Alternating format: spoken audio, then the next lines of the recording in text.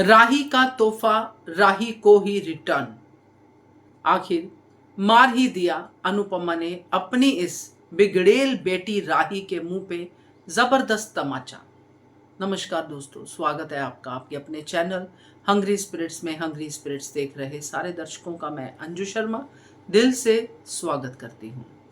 जिसको बेवली बेवली कहती है अनुपमा, एक्चुअली वो बिगड़ेल बिगड़ेल है, क्योंकि उसको जिंदगी भर अकल आ ही नहीं सकती, क्योंकि वो अपनी अकल का इस्तेमाल करती ही नहीं है।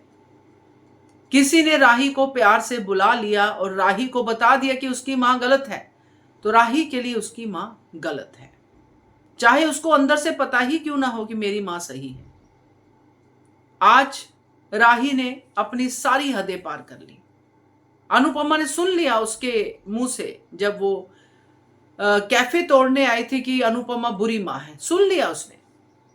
सुन लेती है अनुपमा अपने ऊपर आए हुए हर इल्जाम को, सह लेती है हर कीचड़ को, मगर नहीं सहती है तो अनुज का नाम जब आता है तब अनुपमा किसी की भी नहीं सुनती है, चाहे वो राही ही क्यों ना हो, क्योंकि इतना प्यार करती है अनुपमा अनुज से। इसीलिए आज राही के मुंह पे जो तमाचा लगा है उसकी बात तो हम करेंगे ही, क्योंकि नए प्रोमो में हमने देखा था और आज प्री कैप में भी आ गया। चर्चा करते हैं। पहले वही निवेदन, जिन्होंने अभी तक चैनल को सब्सक्राइब नहीं किया है कर लीजिए, साथ में दोस्तों बेल आइकॉन दबाइएगा ताकि आपको हमारे वीडियोस के नोटिफिकेशन मिलते रहें।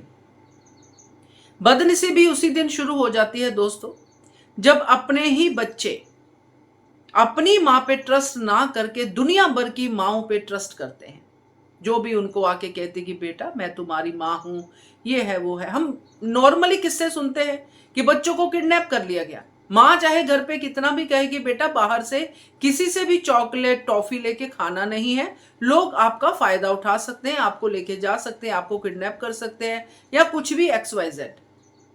मगर बच्चा फिर भी उस पर ट्रस्ट करता है, जो बाहर से उसको फुसला के प्यार से कि नहीं नहीं बेबी आप ये ले लो, टॉफी खा लो, वो कर लो, ये कर लो, मैं तो आपकी माँ जैसी हूं, मैं थोड़ी आपको कुछ ऐसा करूंगी, देखो मेरे बच्चे भी तो खा रहे हैं, कर करके वो फुसला लेते हैं ऐसे राही जैसे बच्चों को। वही हाल राही का है। श्रुति को आए जुम्मा 2 दिन भी नहीं हुए, कम से कम 12 साल का वक्त तो बोल ही रही है ना श्रुति। तो राही को ये बिलीव करने में बिल्कुल टाइम नहीं लगा कि श्रुति ने पीछे से ये कहा कि वाह अनुपमा तुमने अनुज को रिप्लेस कर दिया, जो भी डायलॉग था उसका। इमीडिएटली राही के मुंह से ये आवाजें शुरू होगी, अरे मम्मी आपने मूव ऑन कर लिया, आप पॉप को भूल गई। अब यहां पे अनुपमा रिएक्ट नहीं करेगी तो कहां पे करेगी। अगर यहां पे भी अनुपमा रिएक्ट नहीं करती राही के लिए तो हमें बहुत गुस्सा आता।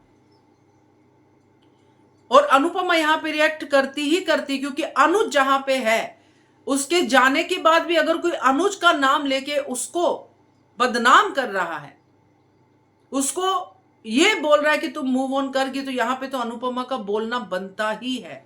इसीलिए अनुपमा ने कहा कि मैं बुरी मां नहीं हूं, तुम बुरी बेटी हो, क्योंकि अनुज ने भी इसको ये तो नहीं सिखाया।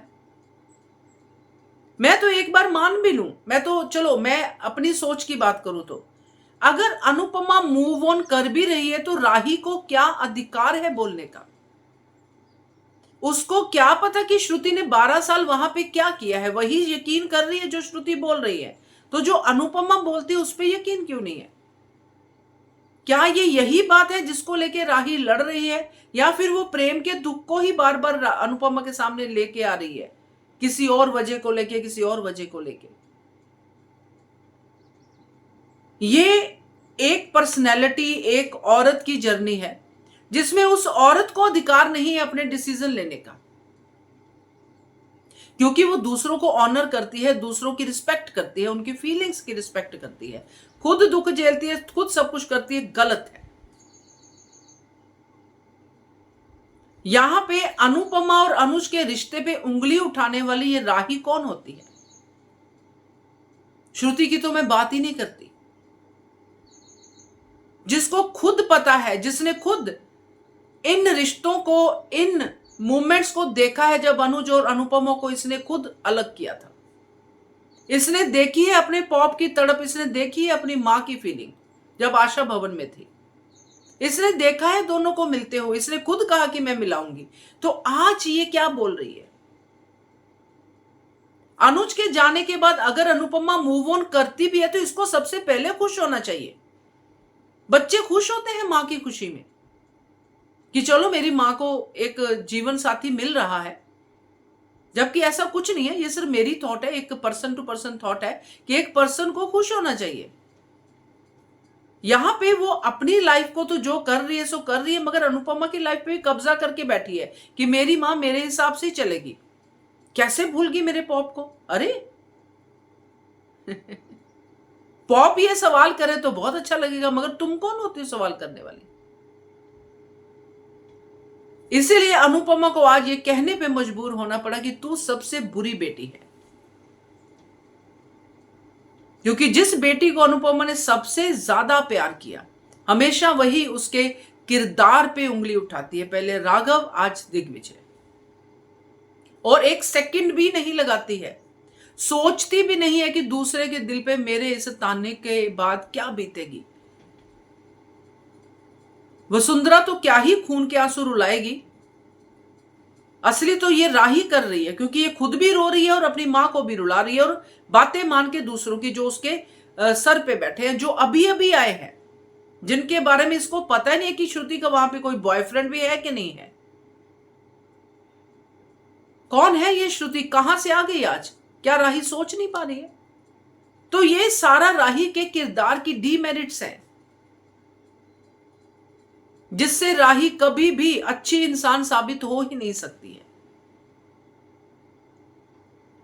तो इसीलिए आज ये वाकई में वो तमाचा था जो अनुपमा ने मारा, जो राही डिजर्व करती थी कि तू सबसे खराब बेटी है। तो मजा आया देख के दोस्तों, मगर इसके बाद अनुपमा खुद भी तड़पेगी ये बोलने के बाद, ये भी हम जानते हैं। तो देखते हैं आगे क्या होता है।